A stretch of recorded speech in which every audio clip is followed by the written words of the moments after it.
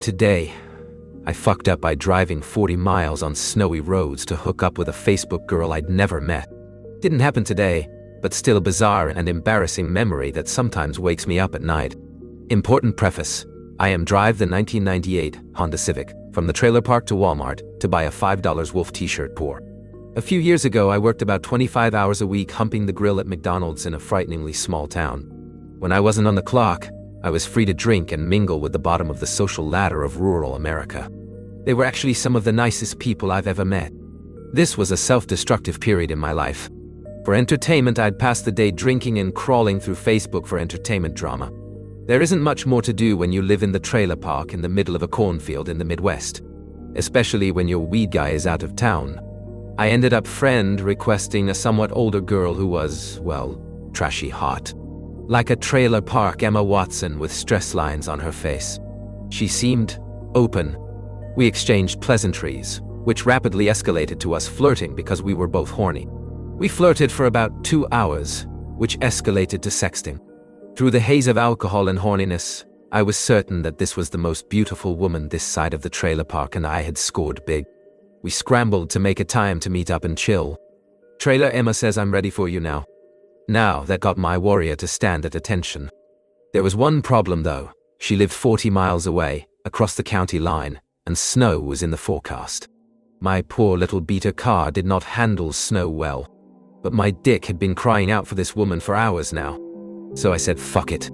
Took a minute to freshen up in my dirty little bathroom and hopped in the car. Quarter of a tank. That should be enough. What followed was a long, windy drive through the dark, on ugly back roads. My dick ached from being hard for so long. Visions of passionately porking this woman flashed through my mind. It took a while to find her house, trailer. It was in a small trailer park, basically in the middle of nowhere, way in the back. I had to crawl through the rows of dirty single wides, headlights on high, feeling intrusive and out of place. It seemed that the farther I creeped, the more run down the trailers became. By the time I got to the back, I was passing piles of siding and glass. I finally get to her trailer. It's not great, but my dick brain is fixated on the night of passion that surely lays before me. Trailer Emma answers the door. She used a much nicer picture on Facebook. Even enwrapped in a state of almost spiritual horniness, I could tell she had, well, aged. When she smiled, I noticed several of her teeth were black. My stomach clenched a little. I do not do well with bad teeth. But the show must go on. She took me in and briefly pointed out her kids. There were 3 small, dirty-looking children huddled around an old TV. I remember her mentioning being a mom, but 3 kids was a little much. Plus, they didn't look cared for. By this point, a small part of me had already decided that an entire night of lovemaking was off the menu, that I would bail when the fireworks were over. But not before some action. I still thought this girl was hot as long as she kept her mouth closed. She pulled me into her bedroom, which had an entire litter of kittens staring at me in the corner, and started making out with me. Her kisses were way too sloppy and wet. This whole experience was going downhill pretty fast. My spirit was torn in two. Part of me wanted to bail. The dirtiness, her physical appearance, the creepy trailer park, the goddamn kittens watching me.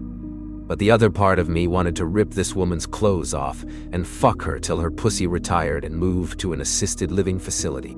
My little head won. I pushed her against the wall and started kissing her neck. I did my best to avoid her nasty mouth, though she kept trying to push it into my face.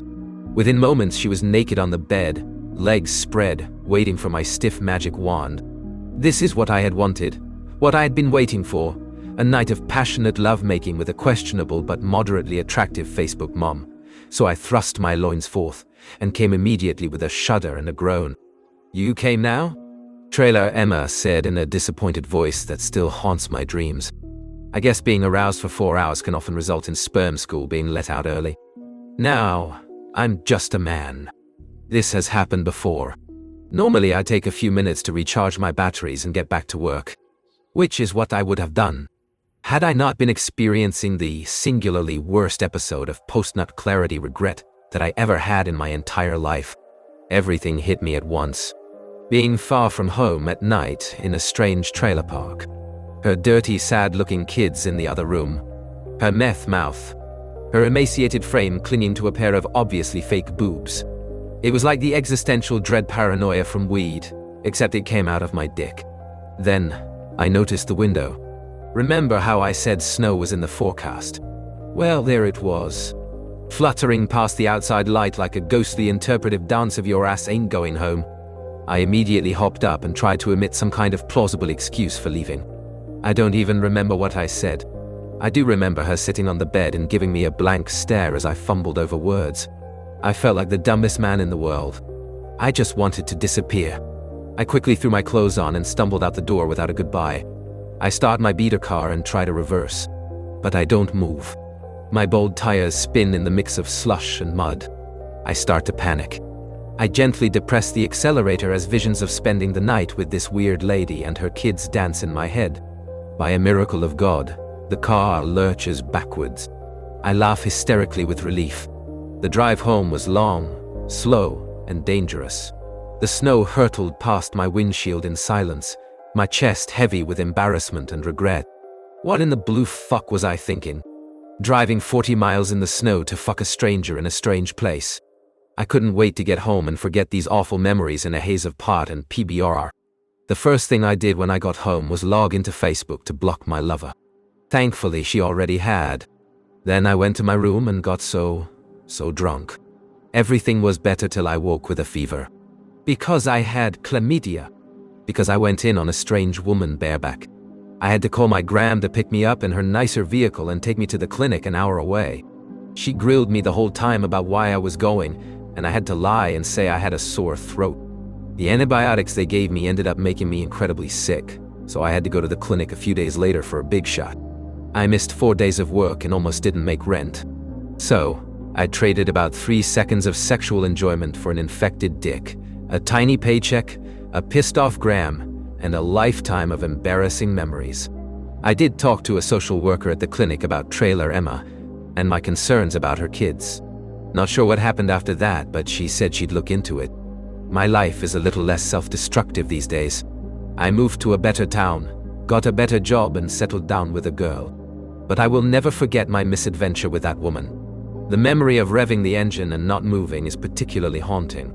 I may have actually been traumatized a little. To summarize, I drove 40 miles on shitty roads to bang a strange woman. Got bad lost but regret and almost got stuck in the driveway. Caught an STD and had to miss a lot of work. Then I almost missed rent. All because I couldn't just rub one out.